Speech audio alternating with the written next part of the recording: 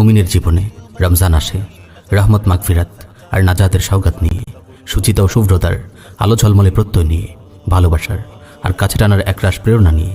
রমজান আসে গতানুগতিক জীবনকে ঢেলে সাজানোর চ্যালেঞ্জ হাতে, সমাজের চলমান স্রোতের মোড় ঘুরিয়ে দিতে, পাপ ও পঙ্কিলতার অবসান ঘটাতে, মানবতা আর সহমর্মিতার জয়গান গাইতে। রমজান আসে মুমিনের হৃদয়ে আলোকের পিপাসা জাগাতে, রবের সাথে বান্দার বন্ধন দৃঢ় করতে। সহিহ মুসলিমে আবু হুরায়রা রাদিয়াল্লাহু তাআলা আনহু থেকে বর্ণিত হয়েছে, রাসূলুল্লাহ সাল্লাল্লাহু আলাইহি ওয়াসাল্লাম বলেন, ইযা জাআ রমাদান ফুতিহাত আবওয়াবুল জান্নাহ ওয়া গুল্লিকাত আবওয়াবুন নার ওয়া সুফিদাতিশ শায়াতিন। যখন রমজান আসে জান্নাতের দরজাসমূহ খুলে দেওয়া হয়, জাহান্নামের দরজাসমূহ বন্ধ করে দেওয়া হয়, আর শয়তানদের সেগুলো বন্দী করা হয়। মুমিনের জীবনে রমজান অত্যন্ত গুরুত্বপূর্ণ। এই মাসেই সে তার পুরো বছরের পুঁজি সংগ্রহ করে। তাই খুব সতর্কতার সাথে হিসেব করে পরিকল্পনা মাফিক এই মাস অতিবাহিত করতে না পারলে কাঙ্ক্ষিত সাফল্য অর্জন করা যায় না, উপকৃত হওয়া যায় না রমজানের আসমানি বরকত থেকে। আজ আমরা সংক্ষেপে আলোচনা করব রমজানে আমাদের করণীয় ও বর্জনীয় কিছু বিষয় নিয়ে। প্রথমে কথা বলবো করণীয় নিয়ে। মাহে রমজান গতানুগতিক জীবনকে পুনর্গঠনের মাস। রমজানের দিনগুলোতে সবচেয়ে গুরুত্বপূর্ণ বিষয় হলো 5 ওয়াক্ত সালাত জামাতের সঙ্গে আদায় করা। কাজা তো দূরের কথা, কোনোভাবেই যেন জামাত মিস না হয়। এতে করে জামাতে নামাজ আদায় করার সুন্দর একটি অভ্যাস গড়ে উঠবে। সর্বোচ্চ চেষ্টা করবেন পুরো বছরের জন্য যেন এই অভ্যাসটি স্থায়ীভাবে ধরে রাখা যায়। পবিত্র রমজান মাস থেকে পাওয়া এটি আপনার সবচেয়ে বড় অর্জন, সবচেয়ে মূল্যবান উপহার। বেশি বেশি কোরআন তিলাওয়াত করুন। রমজান কোরআন নাজিলের মাস। রমজানের বিশেষ মর্যাদার কারণও এই কোরআনে মাজিদ। আপনি যদি অনায়াসে কোরআন তিলাওয়াত করতে পারেন তবে আপনি বড়ই সৌভাগ্যবান। যত বেশি সম্ভব কোরআন তিলাওয়াত করুন। স্কুল কলেজ পড়ুয়া যেসব ভাই কোরআন তিলাওয়াত করতে পারেন না তাদের জন্য রমজান সুবর্ণ সুযোগ। কোরআন শুদ্ধভাবে পড়তে পারে এমন কারো কাছ থেকে কোরআন শেখার জন্য বসে যান। সহিহ শুদ্ধ রূপে কোরআন তিলাওয়াত শেখার মতো গুরুত্বপূর্ণ ফরজটি আদায় না করাতে আপনি এতদিন ধরে গুনাহগার হয়ে আসছিলেন। রমজানকে কাজে লাগিয়ে এই ফরজটি আদায় করে নিন, নইলে আখিরাতে কঠিন শাস্তির সম্মুখীন হতে হবে। নামাজ পড়ার জন্য অন্তত 4টি সূরা অবশ্যই সহিহ শুদ্ধভাবে মুখস্থ করে নেবেন।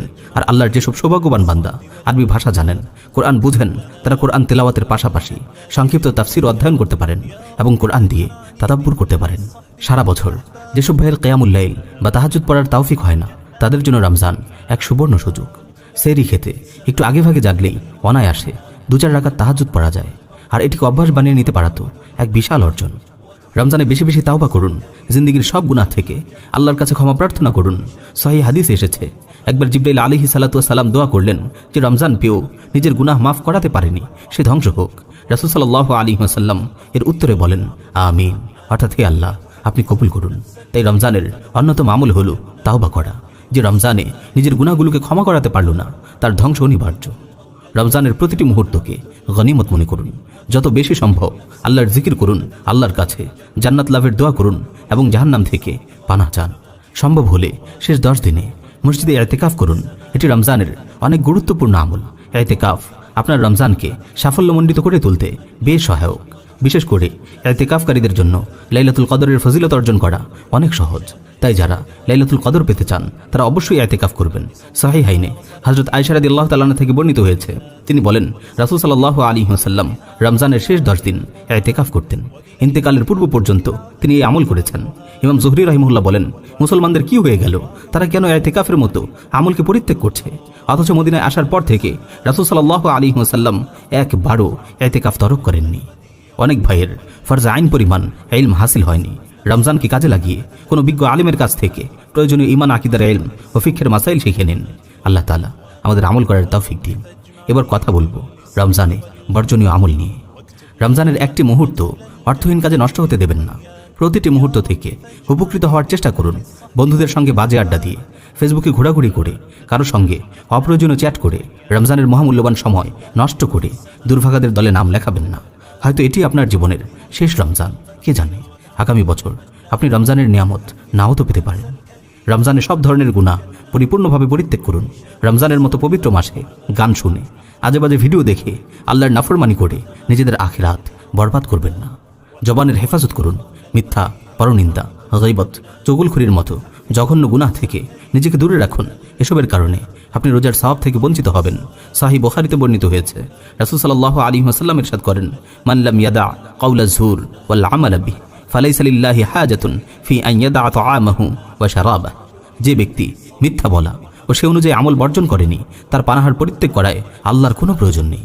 অপর একটি সহিহ হাদিস এসেছে, রাসূল সাল্লাল্লাহু আলাইহি ওয়াসাল্লাম ইরশাদ করেন, রুব্বা সাইমিন লাইসা লাহু মিন সিয়ামিহি ইল্লাল জু' ওয়া রুব্বা কাইমিন লাইসা লাহু মিন কিয়ামিহি ইল্লাস সাহর।